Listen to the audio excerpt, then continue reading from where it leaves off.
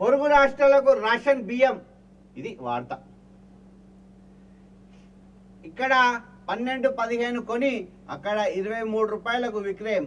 నిత్యం వేల క్వింటల్ల తరలిస్తున్న దళారులు. మహారాష్ట్రలోని బియ్యం సేకరణకు ప్రత్యేకంగా దుకాణాలు. కొమ్రం భీం జిల్లా సరిహద్దున ఉన్న మహారాష్ట్రలో చంద్రాపూర్ జిల్లాలో గ్రామంలోని పీడిఎస్ బియ్యం కొనుగోలు చేస్తున్న దుకాణం. చూడండి, లారీ నింపిడు మహారాష్ట్రకు సంబంధించిన వ్యక్తి.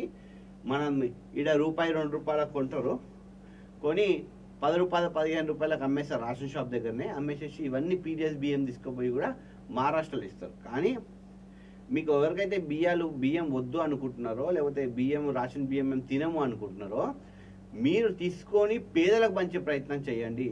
ఇప్పటికి కూడా మీ చుట్టుపక్కల చాలా మంది కూడా అన్నం లేక అయ్యో రామచంద్ర అని అంటున్నారు. మీకు పుణ్యం అన్న దక్కుతుంది. 10-12 రూపాయలకు అమ్ముకుంటే మీకు ఏమీ రాదు. 300-200 రూపాయలు వస్తుంది. దేనికి అవుతాయి మీకు? ఒక్కసారి దీనిపైన ఆలోచించే ప్రయత్నం చేయాలి. ఒకవేళ ఇట్లా నిజంగానే రేషన్ కార్డుదారులు అమ్ముకున్నట్టు తెలిస్తే మాత్రం శాఖ మాత్రం ఖచ్చితంగా వీళ్ళ రేషన్ కార్డుని కూడా రద్దు చేసే పరిస్థితికి రావాలి. ఎందుకంటే గవర్నమెంట్ ఇచ్చే ఏదైతే దొడ్డు బియ్యం ఉంటుందో దాంట్లో ఫోర్టిఫైడ్ రైస్ ఉంటుంది. మనకు రెడ్ కలర్ ఇట్లా white and red fortified rice ఉంటుంది. సో అది తింటే మనకు బలం చాలా. మనం ఏమనుకుంటా పెద్దలు అనుకో పక్కకు పెడతాం.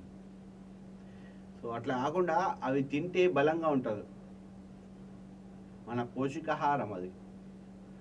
సరే చూస్తే బాగుంటుంది.